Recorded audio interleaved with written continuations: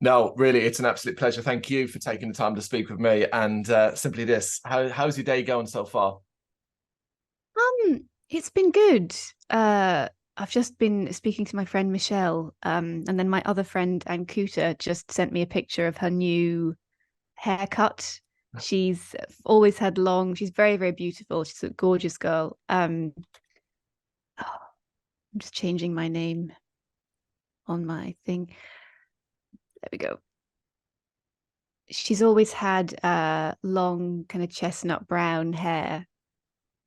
And just today she's cut it and she's now got short red hair with a Mm. fringe.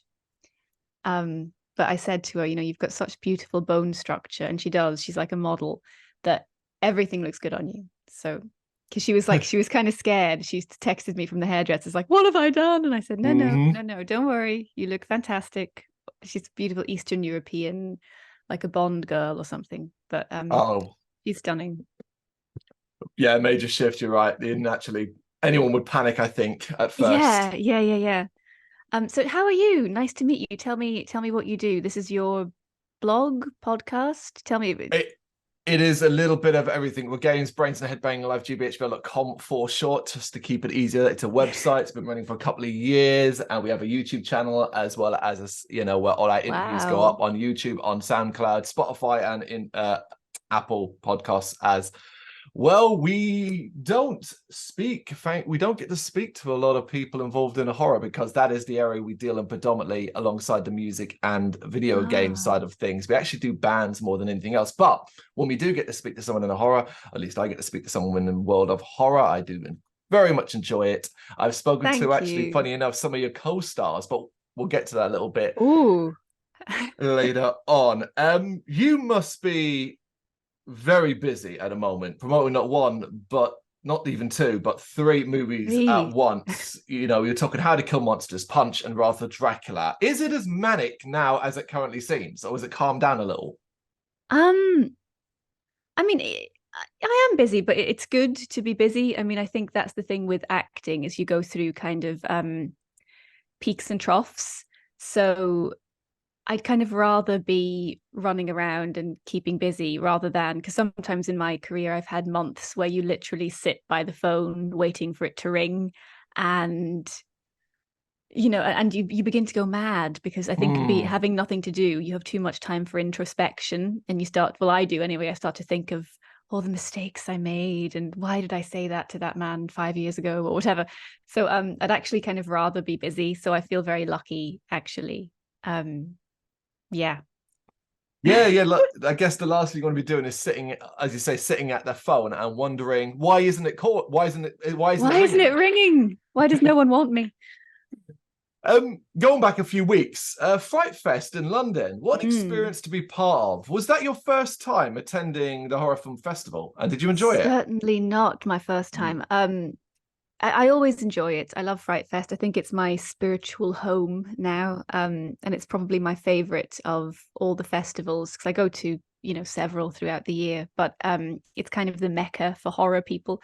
And it's great to be around, fans that genuinely love and enjoy the genre.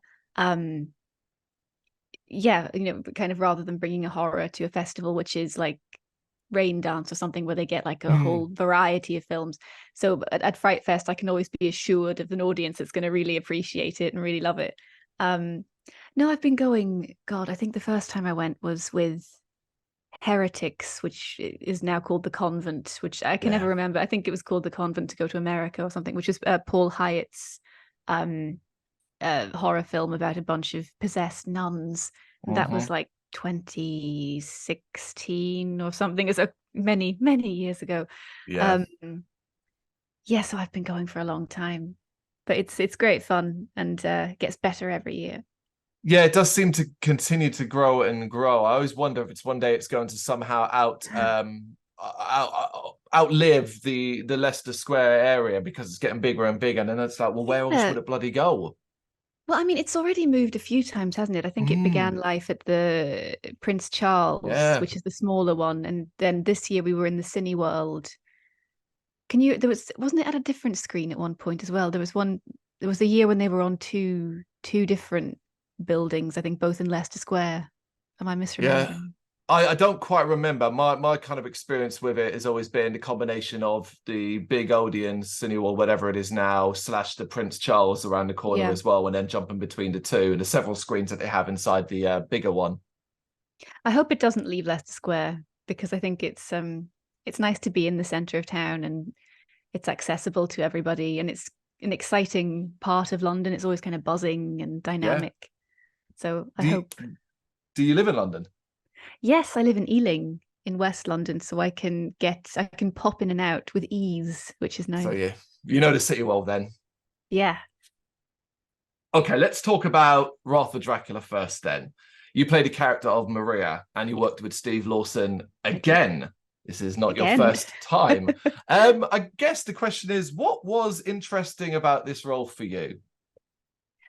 So I wanted to do it first of all because I love Steve. He's amazing to Hmm. work with. He's very chilled and laid back on set. So there's never any sense of kind of pressure or tension or people.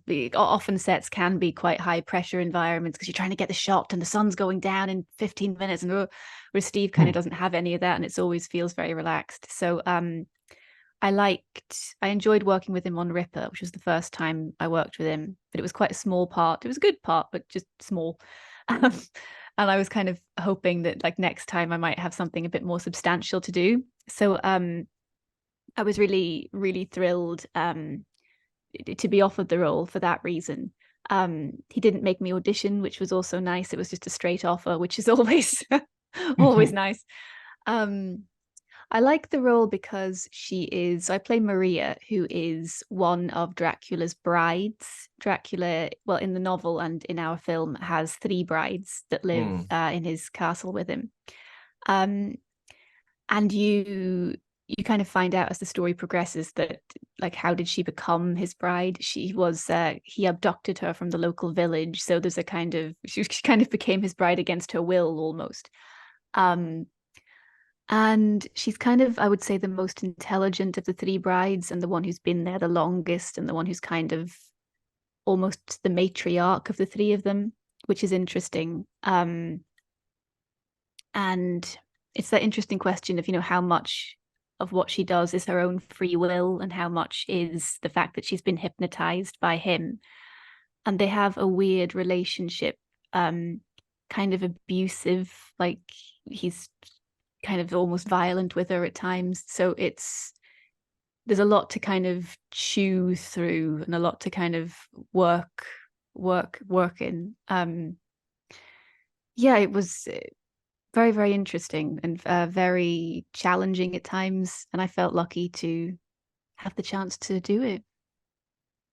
It's an interesting one, really, because of course, I mean, there's been untold works around Dracula in So some form or many. another, Yeah. from big ones to small ones and so on, but not many that kind of revolve around the bride aspect of things. There's some Hammer stuff from the Mm. 70s, but did that cross your mind that you had an opportunity here to do something that not many others had done? Yeah, I mean, I think this adaptation that Steve's written is more feminist. I think he does it's because the original title of the film, which is now called Wrath of Dracula, it was actually originally the working title was Mina Harker. And it was so Mm. the story is kind of that's interesting. I think the story is told from Mina's perspective. And in the original novel, Mina stays home in England and is a bit more of a kind of passive character. She sort of waits for Jonathan to return, and then she spends a lot of time being chased around and things. Whereas in this version, Steve has presented Mina as a kind of strong, tough woman. She's a more active agent, so she goes herself to Transylvania, uh, learns how to fight, studies kung fu, breaks into the castle to take on Mm. Dracula herself. So I like that aspect of it. I Yeah. like the fact that she's, just portrayed in a less passive light. Um, I mean, some of that is to do with the time that the book was written, obviously, but Of course. yeah. So I was pleased to be involved. Yeah, just in something that's kind of showing women in a more powerful role, maybe.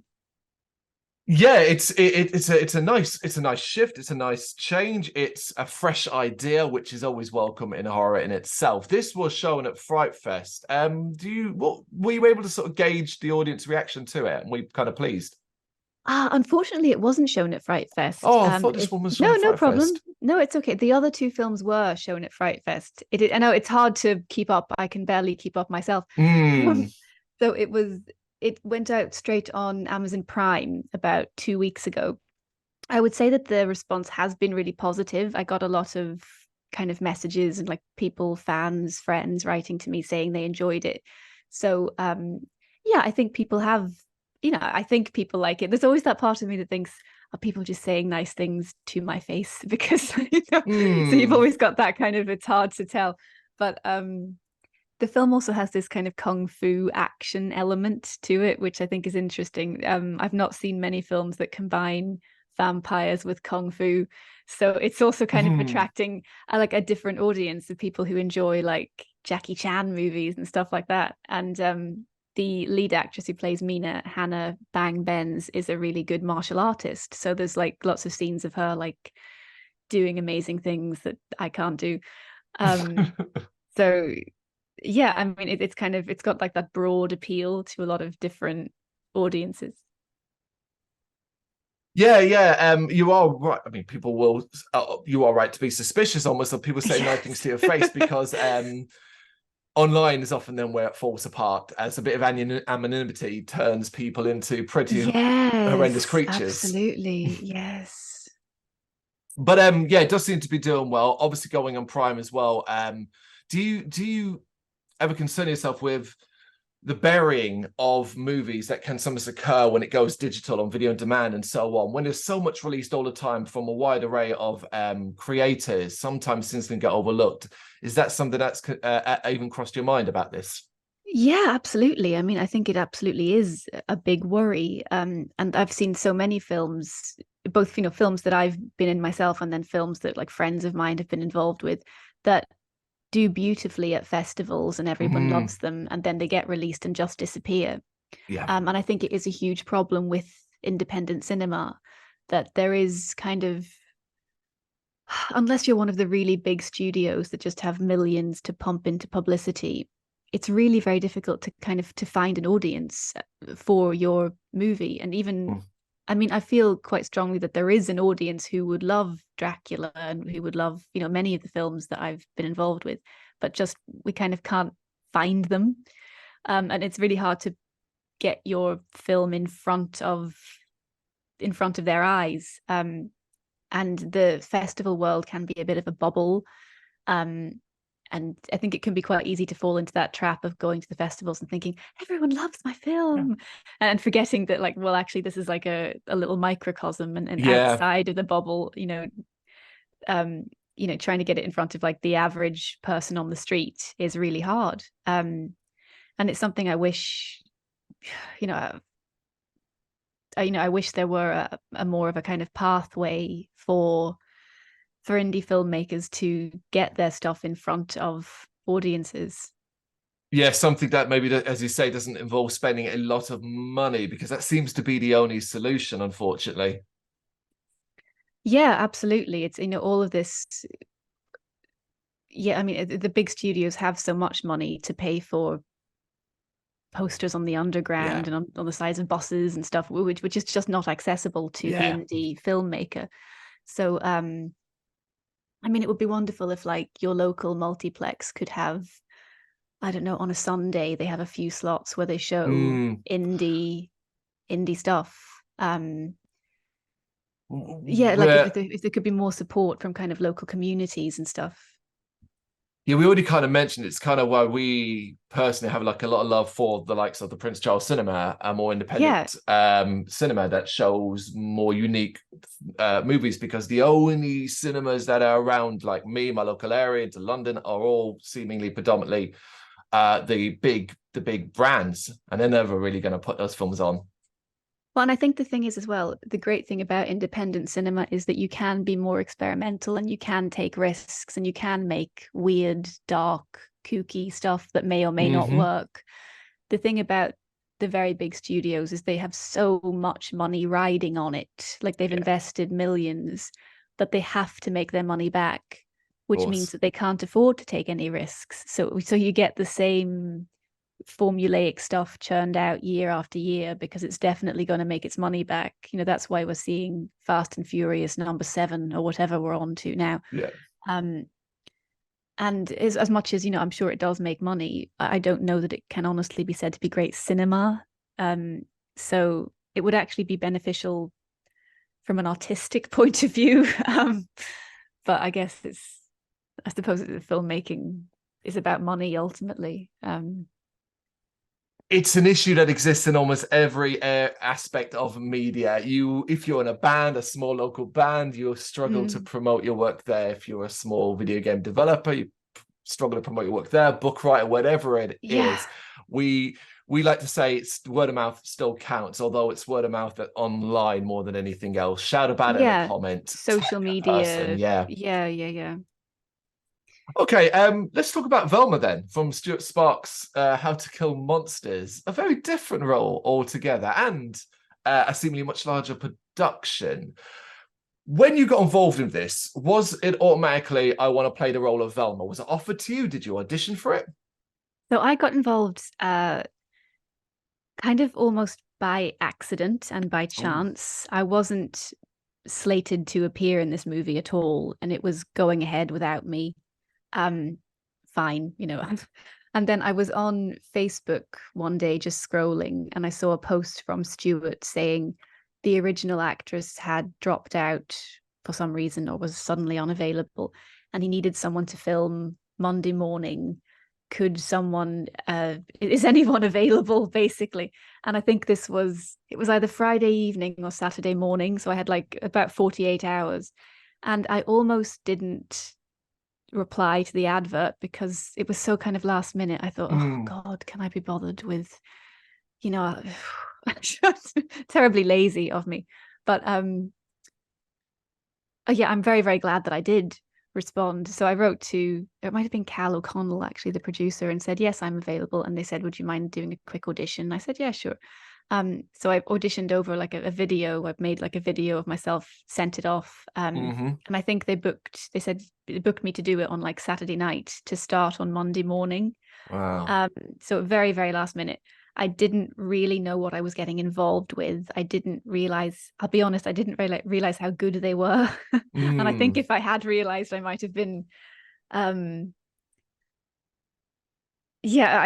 kind of didn't. Now I know who they are, and I've seen how good the film is. I saw it at FrightFest, and I was so impressed. And as you say, a much bigger production, and it's just really, really good. You know, it's like a really, really good writing, excellent script. All the other actors were fantastic.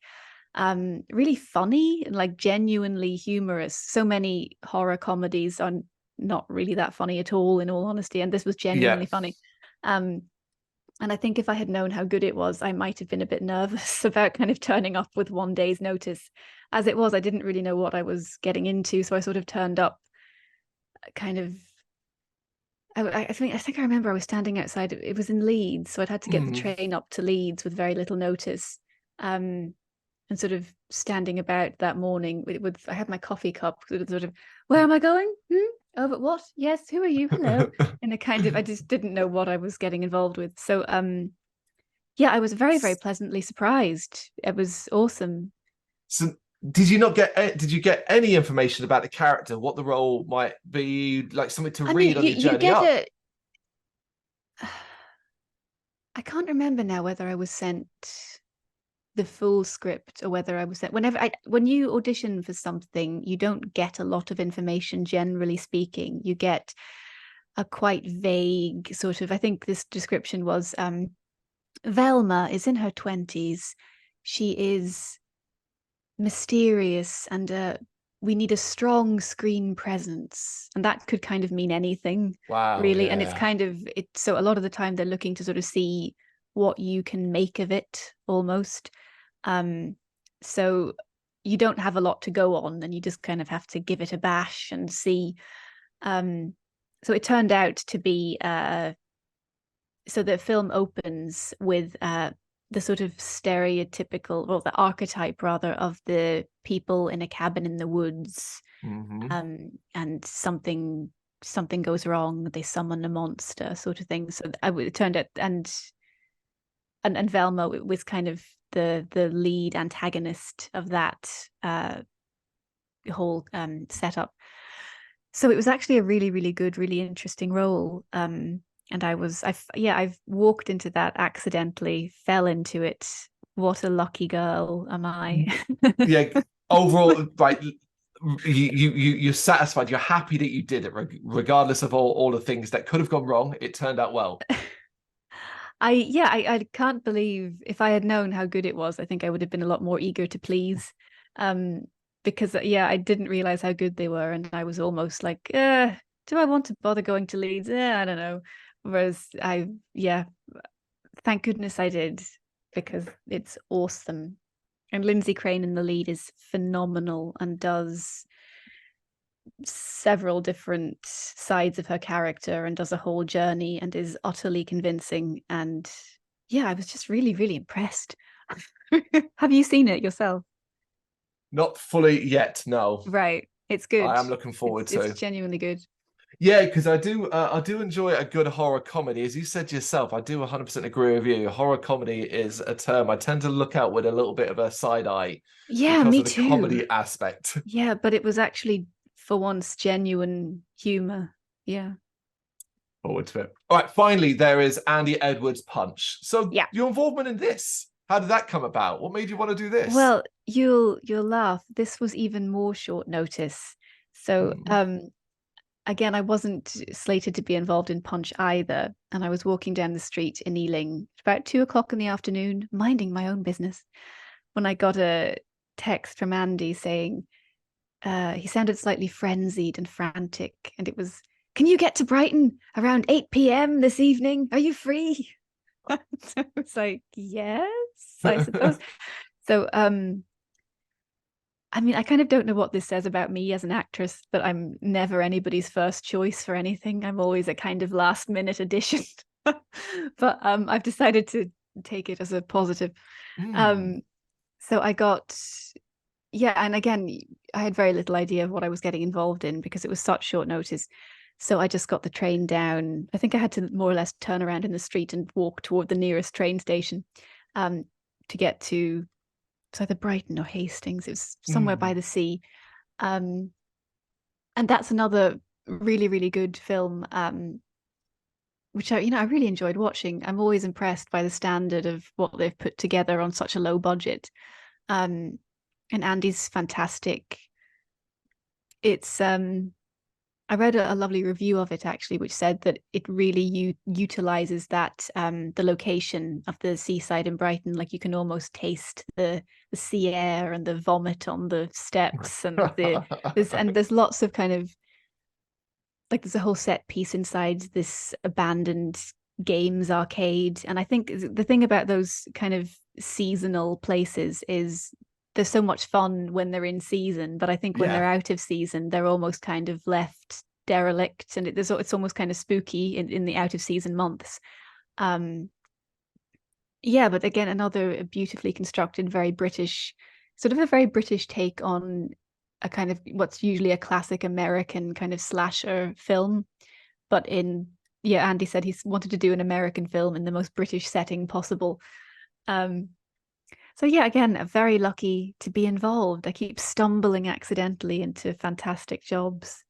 Yeah, but what incredible opportunities to come from him. And, to ever get a text, ever get a message, ever get a phone call of someone saying to you, hey, well, it is short notice and you may not have been the first choice, but they still coming for you and knowing that you are reliable and good at what you do. So can you, and the fact you're able to, in that position, to be able to go, oh my God, I've got 6 hours to get to Brighton. I can do this. And it's incredible that it's all turned out so well. I think that's the thing about acting, is as I said at the beginning, you do have several weeks sometimes with just nothing to do. And then you have to be kind of available to leap at sort of a moment's notice. So it's It's a ride, isn't it? It is indeed. Well, I'm going to put you on the spot then, if you wouldn't mind. Of Ooh. those three roles we've just discussed, which has been your favorite character to play? Ooh.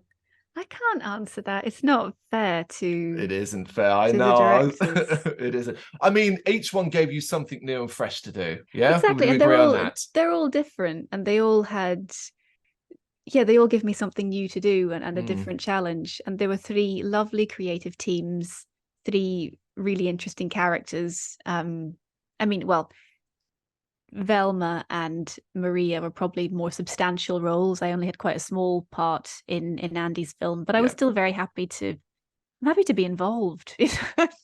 Happy to just be. It's nice to be on set and work with people, and it's always kind of a thrill just to be there. And anybody that's kind of following your career, even if it's a small role, a bigger role, just starts to see you more and more. I've seen several movies you've been in. The Covenant you mentioned, of course, already. Webcast, The Tombs, God, Ripper's yeah, that was Revenge. years ago. Yeah, it was. Yeah, The Tombs, Ripper's Revenge, and The Lockdown Hauntings. If you remember that Yes. one as well. Now that one really intrigued me. And I want to pick your brains about it for just a moment, Mm. purely because I've never gotten the opportunity to talk with someone who was involved in a horror movie based in the COVID times. Mm. Was it as baffling as was it as baffling an experience as it looks like it was? And can you reflect on it in an enjoyable way now? I can reflect on it. I mean, it's always been a positive memory. Mm, It was very odd filming during the COVID period. You're right. Normally there would be a set with a crew and lots of different people around. This was very unusual in that it was just me and Howard. yes. We filmed it in my own house because we couldn't. You weren't allowed to go outside of your bubble. I think Yeah. there were the rules at the time. So we got round that by Howard filmed in the actors' own houses. So none of the cast met, and we were never in the same room at the same time. And nobody, well, other than Howard himself, no one left their own house to do this. Um, it also meant that poor Howard had to do every job himself. So he was directing, doing the cinematography, and that he was holding the camera, doing the sound with like setting up my microphone, even like props he had to organize himself. I remember there was one scene when the door was meant to bang shut and I was meant to kind of turn around with a sort of Yeah. and it was poor Howard had a camera in one hand. He had to pull the string for the door with the other hand. And the poor guy, he had like 10 jobs. He had to do a bit of acting at one point. There was a bit where I was meant to glimpse a sort of dangerous looking figure in the background. Yeah. That was Howard himself dressed. He had to like put a thing on his head and stand there and be in the film as well as behind it. So um I had a lot of admiration for him when I saw how hard he worked to like Mm. um yeah, so it's but I think that's the great thing about the filmmaking community is we all kind of came together and pooled our resources and made it happen. All those actors opened up their own homes. Sometimes, I mean, I live alone, but some actors live with a partner. So their partner would find themselves either holding a boom or like suddenly in the film as like a person with two lines or something. So it's just everyone kind of, it's like the war effort, you all come together and make it happen. It's an incredible slice of history. Hopefully, an experience that you never have to relive to some Yeah. degree. Of course, were you then not surprised, but were you pleased then to sort of see the end result turn out as strong as it did? I was amazed about how good it Mm. looked, actually.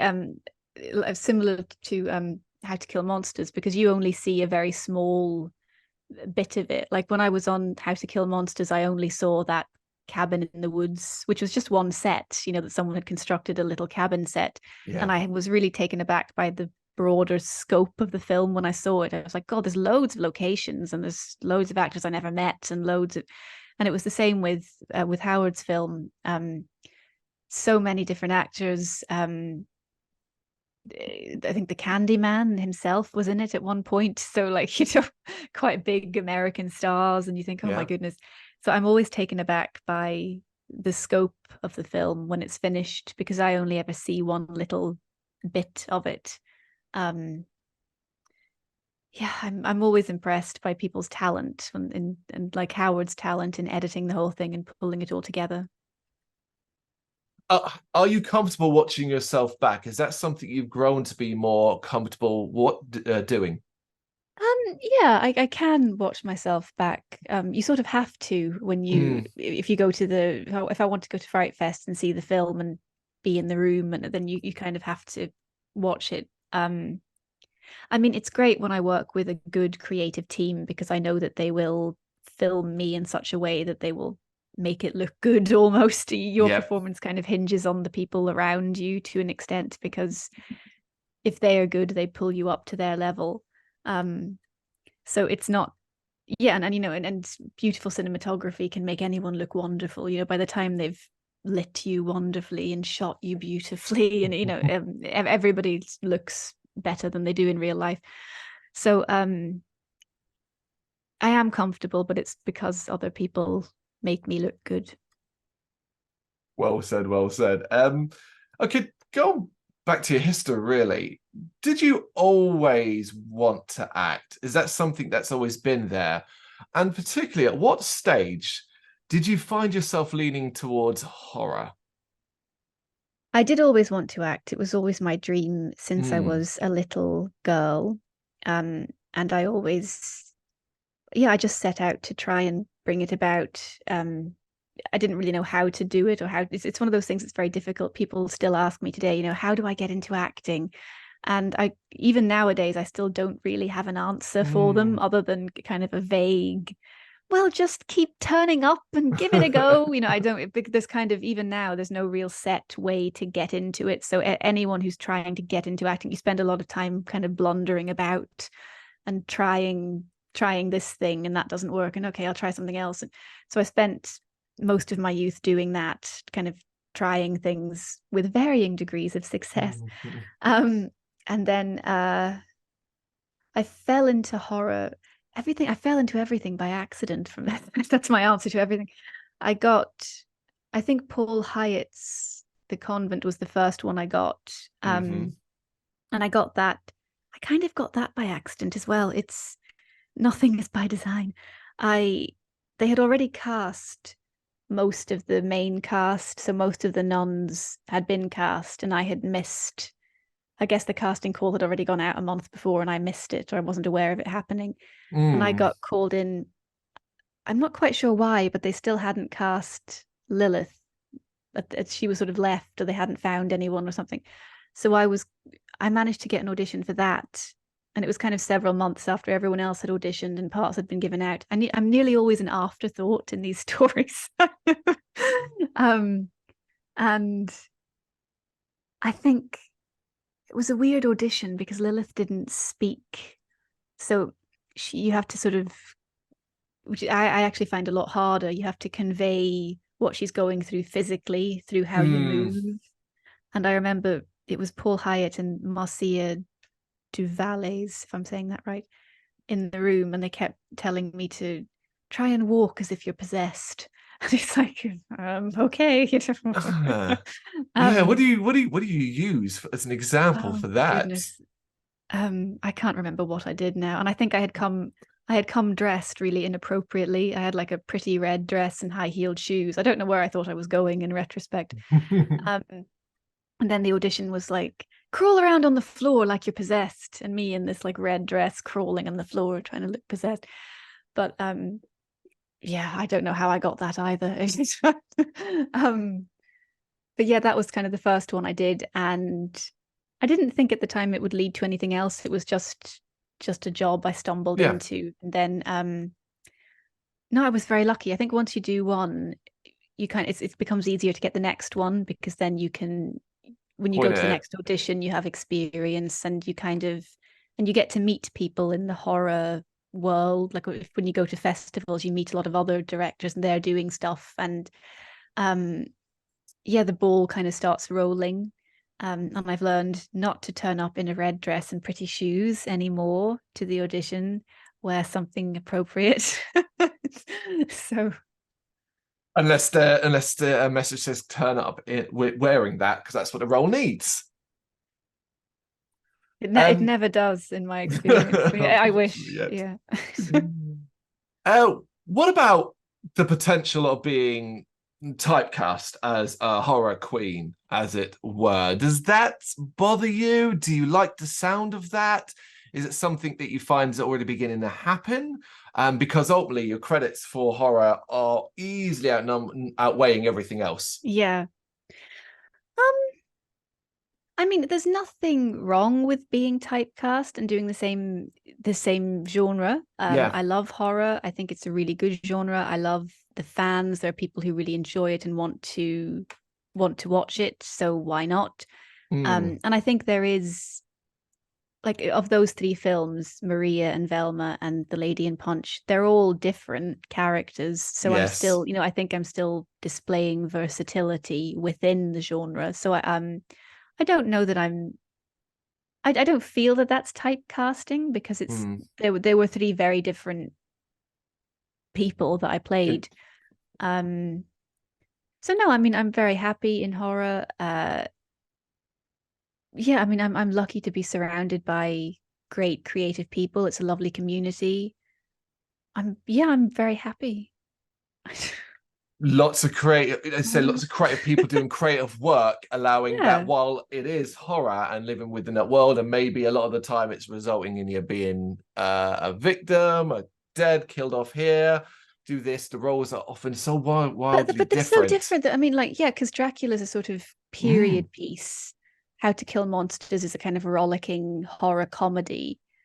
Punch is a sort of seaside drama with some commentary on social class, and the character I play is a member of oh God, what are they called? The political group that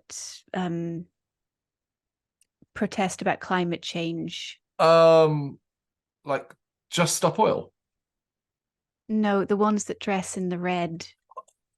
Oh, I know. oh, Shall I no. Google it? Oh no. Oh man, it's right there. I know.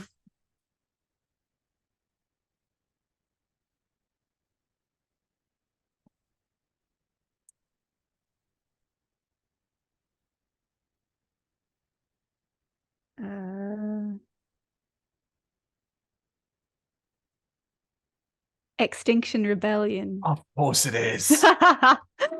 But you get my point anyway. The wider point is that within the genre of horror, they're three entirely different pieces. Yeah. So I actually think it's kind of patronizing and almost kind of degrading when people say, oh, well, all she does is horror. It's like, yeah, but within horror, I've done, like, those are three entirely different films, tonally different characters. So I don't accept that I'm just doing the same thing over and over again. It's the sort of term as well for Scream Queen is something that was coined a very, very long time ago, and is often just attached almost to any woman in horror that does a certain number really more than anything else these days. It can both be equally frustrating while also to some degree seen as a badge of honor. I mean, again, I don't mind. It's, I think most people mean it in a fairly positive way. Yeah, and I think so.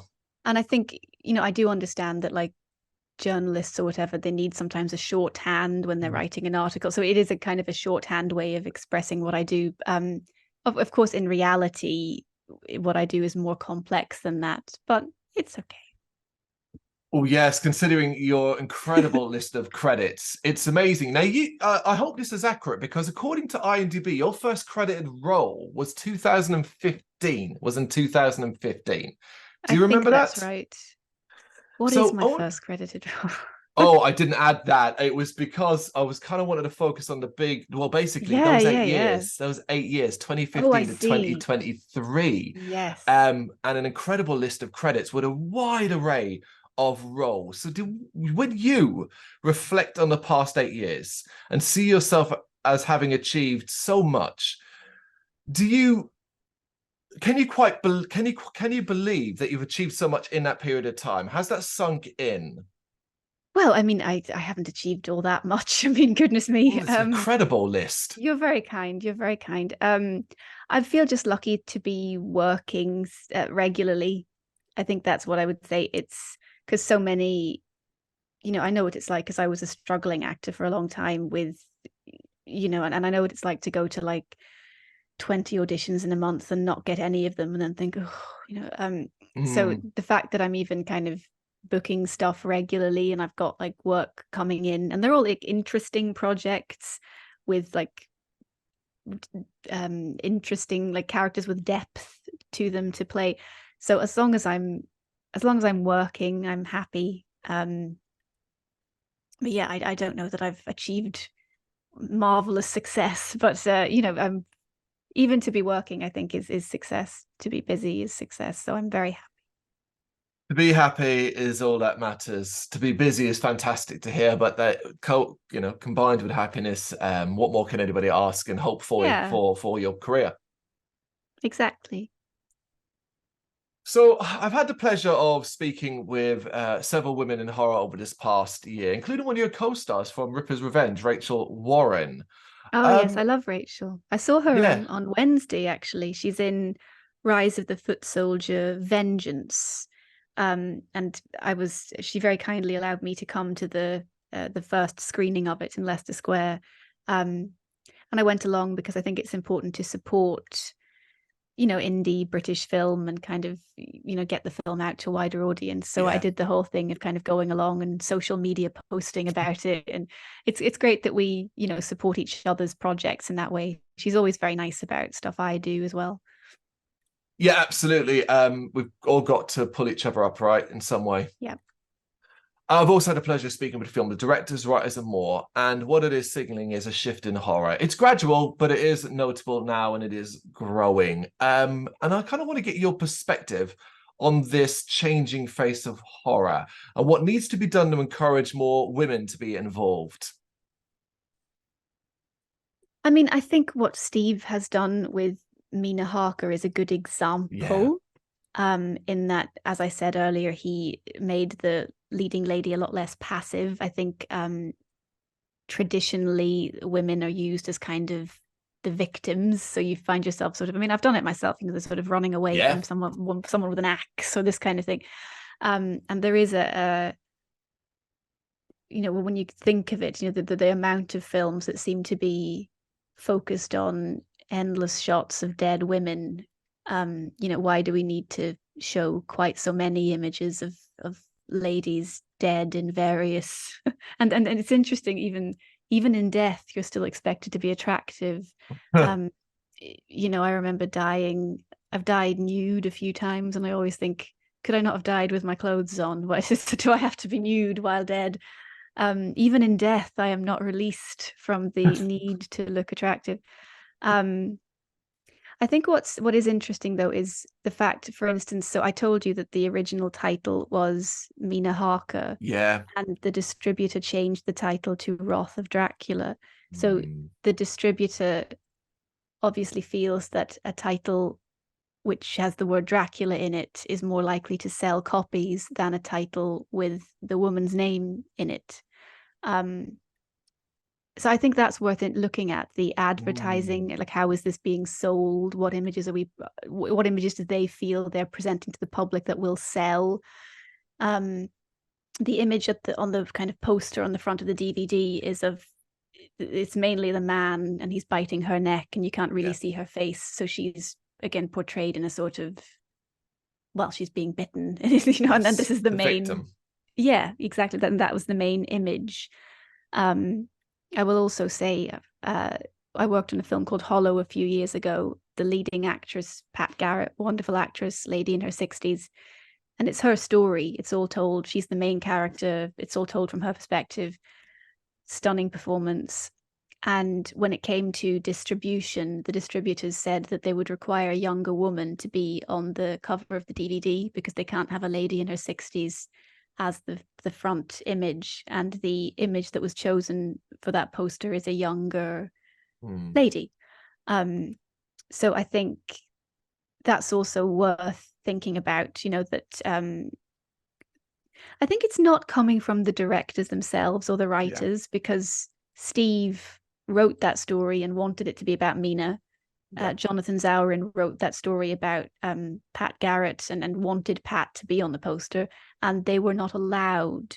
So the distributor who took the film, bought the film and distributes it, they make the decision as to how that film is packaged and what is presented to the public. So I think it's often the distributor that is making these decisions about, oh, we need a younger woman. Oh, the title can't have the woman's name in it. So I think maybe that's the thing that needs to change. I would have loved it if Pat could have been, because she deserved to be the image on the front of the DVD. Or maybe if we could have retained the original title for Dracula, or these sorts of things. So it's small things, but I think it shows you this. It tells quite a lot. You can tell quite a lot from those details as to how the film is packaged and presented to the wider world.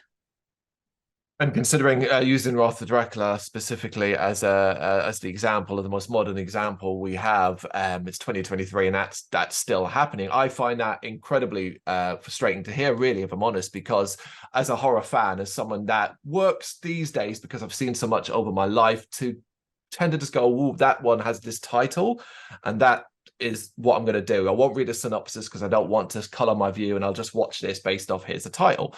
Wrath of Dracula is far less interesting of a title than Mina, because simply that tells me, here, if I saw that title, it tells me, oh, this is going to be different and it's going to clearly do this. Wrath of Dracula sounds almost just like quite generic. Almost like a retread of an attempt to be a Hammer horror from the 70s, and those aren't going to work. So I find that really frustrating to hear. Well, I think the distributors obviously think that the public won't buy a film called Mina Harker, but I think maybe they're underestimating the public, because you've said that you would still be interested, and I think a lot of people are not as unenlightened as all that, and I think a lot of people would be interested in watching Mina Harker. So maybe they're underestimating the public.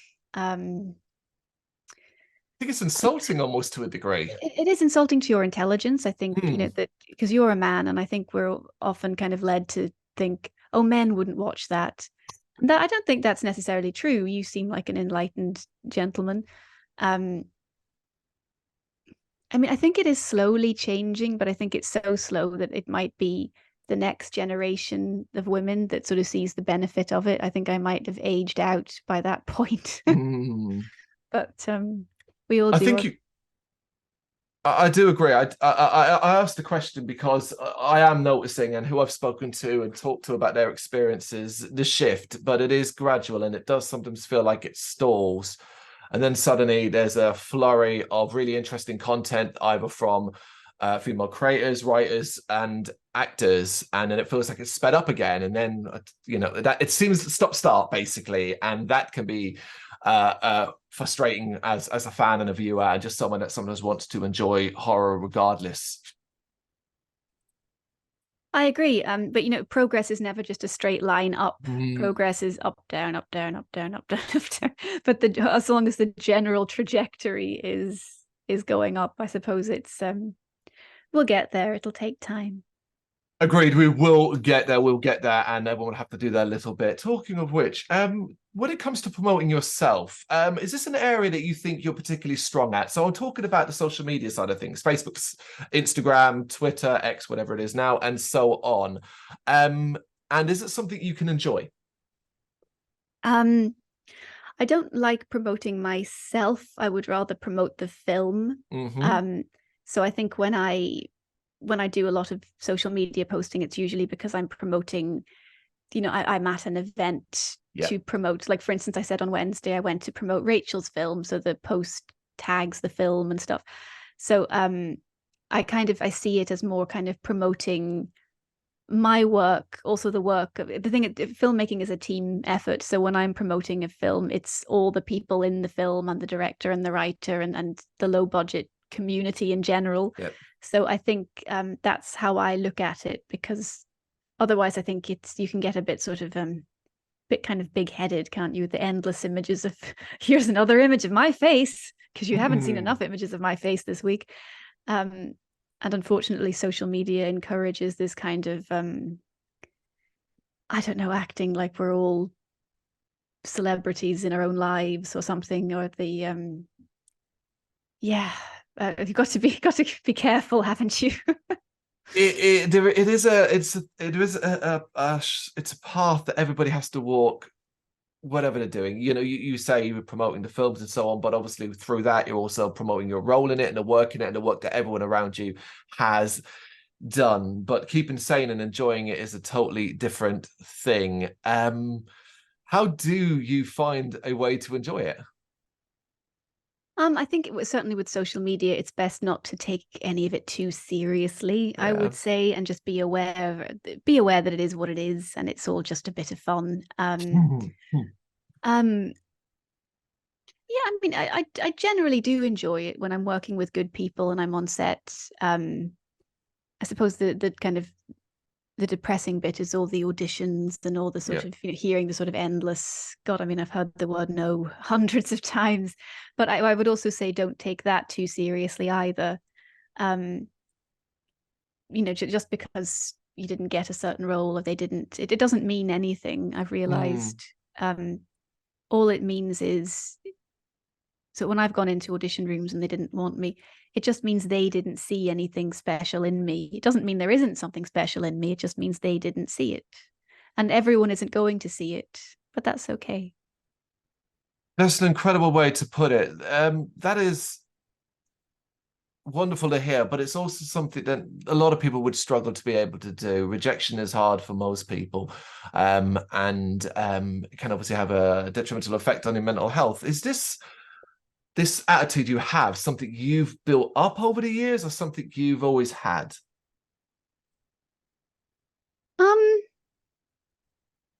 I think I've always had self-belief, and I think the more you go through life, the more you build, hopefully you build your own confidence because you become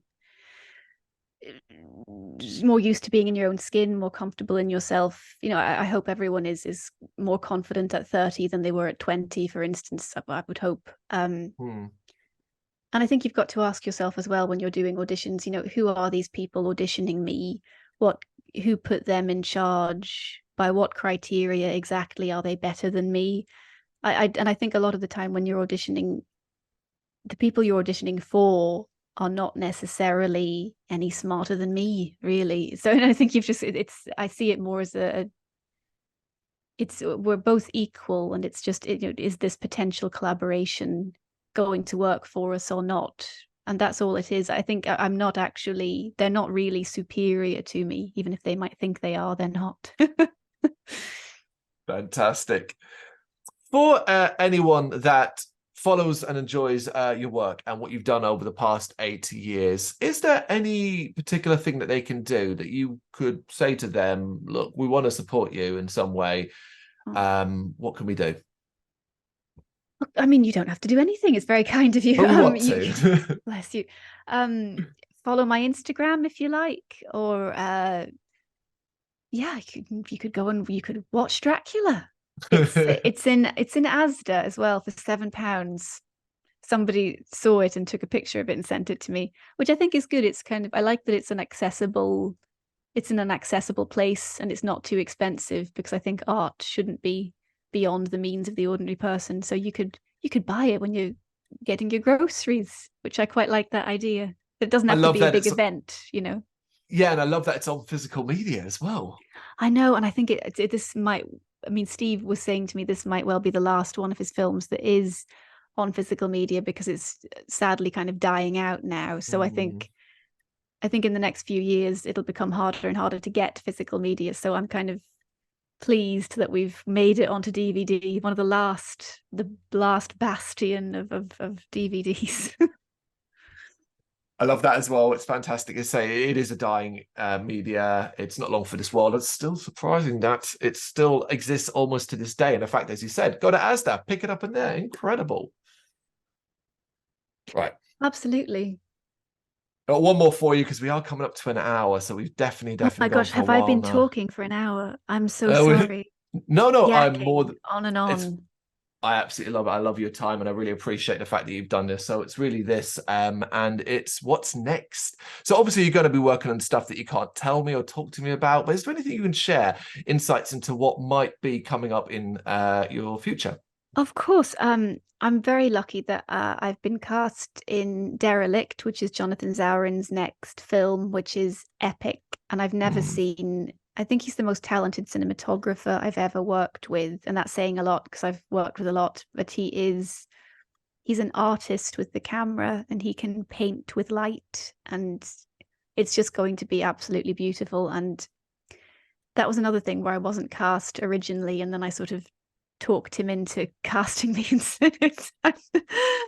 So that's fantastic, and I feel very lucky to be involved. I've also got a little part in Bogeyville, which is Sean Cronin's next film, which is an American vampire road movie.